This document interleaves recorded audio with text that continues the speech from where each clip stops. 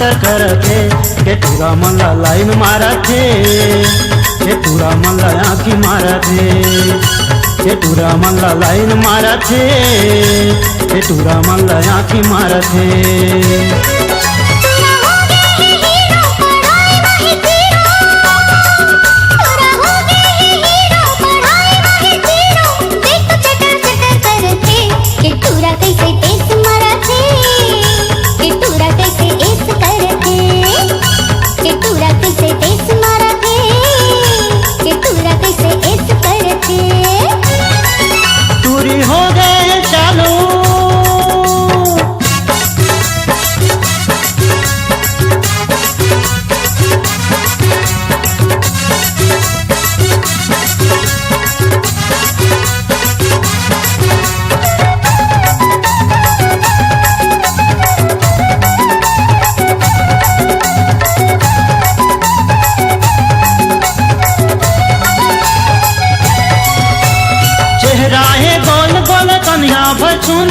नैना माँ कजरायो चाल हिरनी पहिरे लाली लाली फभेला करके इशारा बलावती अकेला।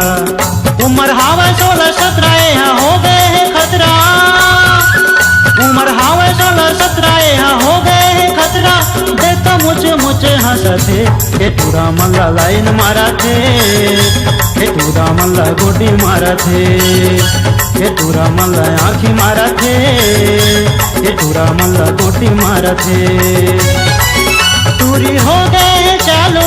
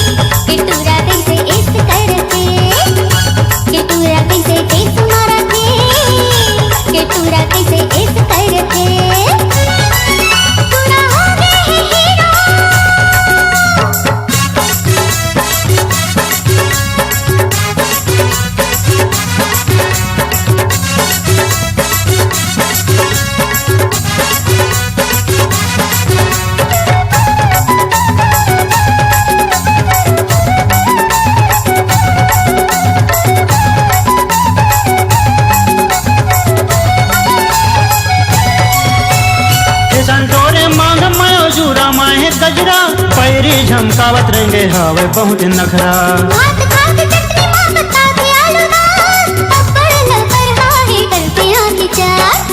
मुड़मा लगाए सेंट पहिरे हवे जींस पैंट मुड़मा लगाए सेंट पहिरे हवे जींस पैंट। देखो वैसे मटक रेंगते केटूरा मल्ला लाइन मारा थे केटूरा मल्ला गोटी मारा थे केटूरा मल्ला आँखी मारा थे केटूरा मल्ला आभा मारा थे।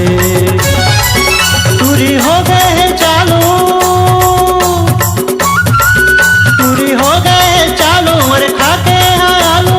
देखो मटर करते केटूरा मल्ला लाइन मारा थे केटूरा मल्ला गोटी मारा थे केटूरा मल्ला लाइन मारा थे केटूरा मल्ला आँखी मारा थे।